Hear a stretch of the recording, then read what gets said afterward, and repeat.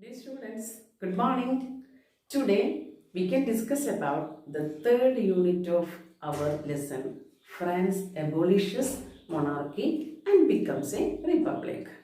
In the previous section, we discussed Louis XVI forced to recognize a constitution that limited his powers.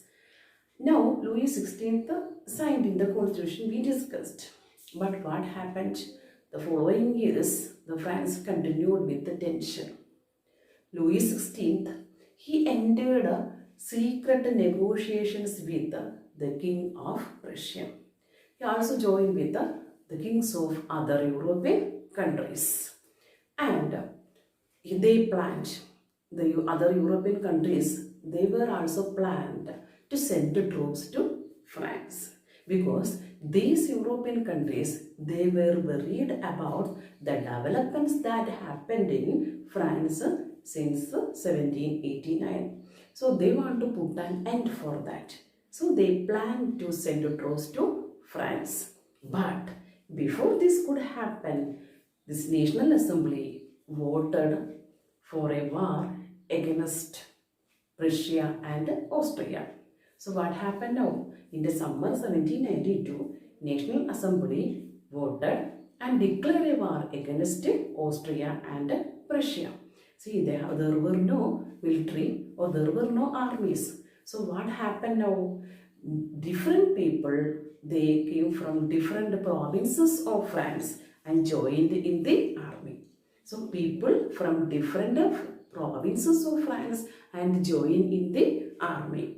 And they saw the fight of the people or the war of the people that was against the kings and nobles all over the Europe.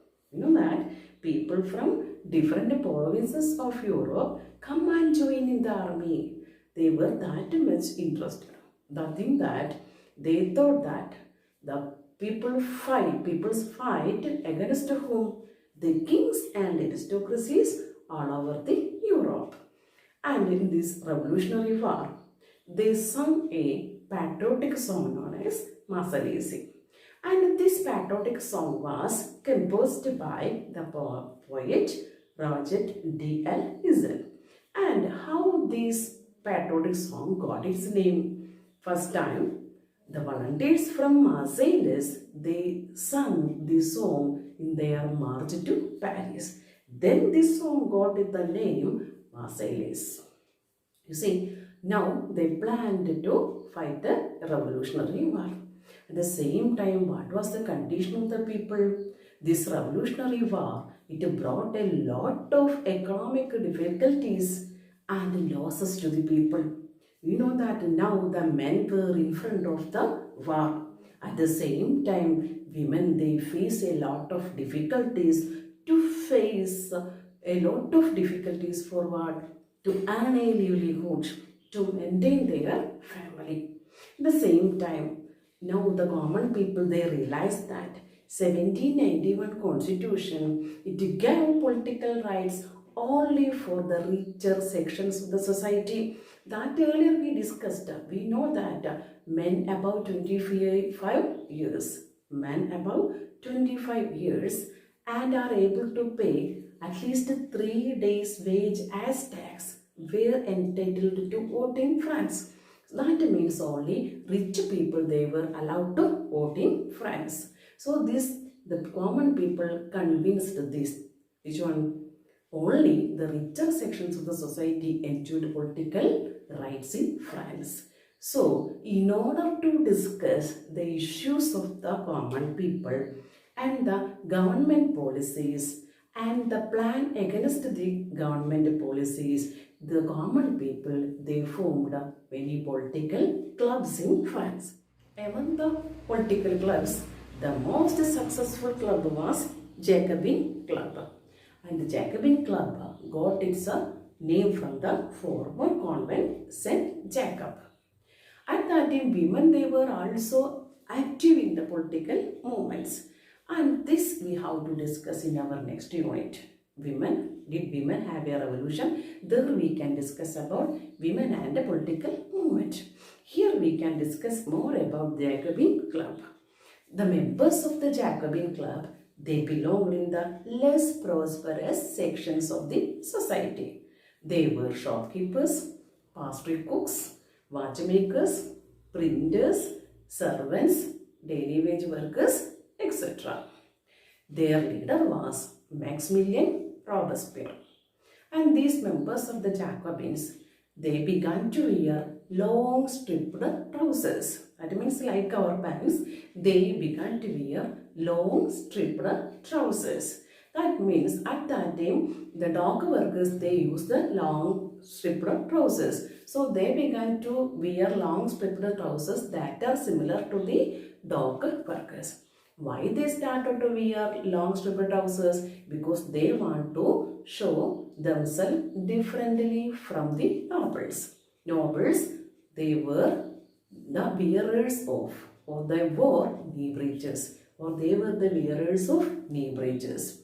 Or they thought that when they wear like the knee breeches, what happened? They were also similar to the nobles. So in order to show their anger against these nobles or aristocracies, they began to wear long striped trousers.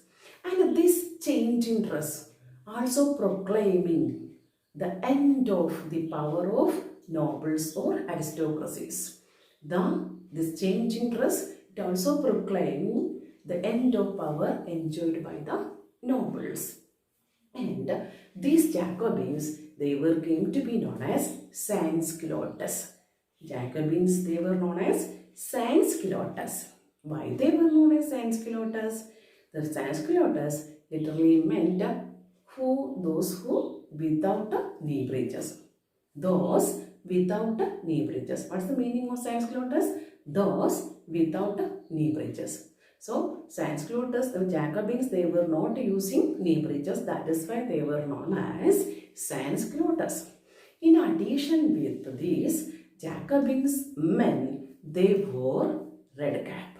You know, red cap symbolizes liberty. So, they wore red cap also. But the Jacobin women were not allowed to wear red cap.